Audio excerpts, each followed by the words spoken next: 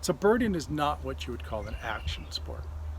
In fact, it can be largely mundane, a hobby of quiet precision and focus. And that makes it perfect in today's sheltering in place environment. So why watch birds? For one thing, birds are everywhere. They live on all of the continents and can be found in rural, suburban, and even urban areas.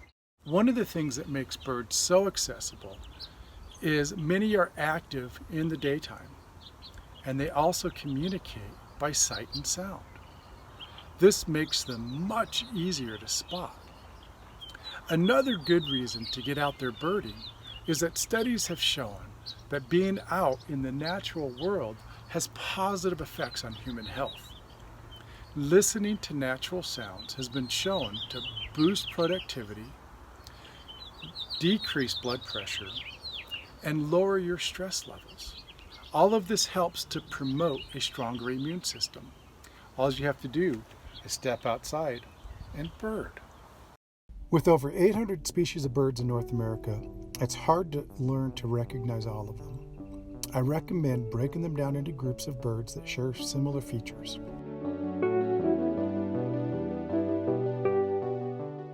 These guys walk on the ground, have large chunky bodies. Owls are large with rounded head.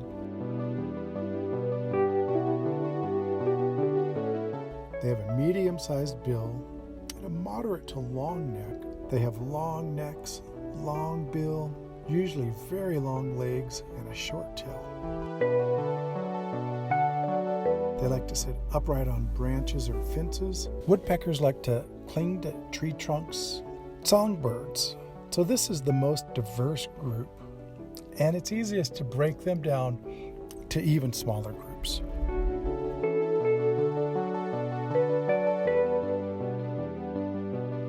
Once you get the general group that a bird belongs to, now where do you go to find the bird? So you can either use a paper guidebook or electronically via a smartphone app or an online guide.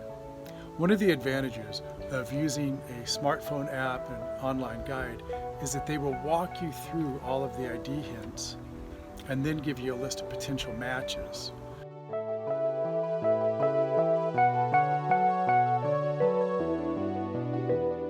Here are some hints on what exactly to look for.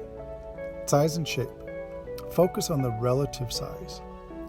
Is it a sparrow or a robin-sized bird? Color patterns and markings. Where was the color? How much of it was there? Is there a pattern like streaks or spots? Rings around the eyes? Behavior. What is the bird doing? How did it fly? What was it eating? Habitat and range. Are you in an open field or a forest? Range can be a little bit more tricky. Sounds. Not only can the songs alert you to the presence of a bird, it can be the key to identifying some birds.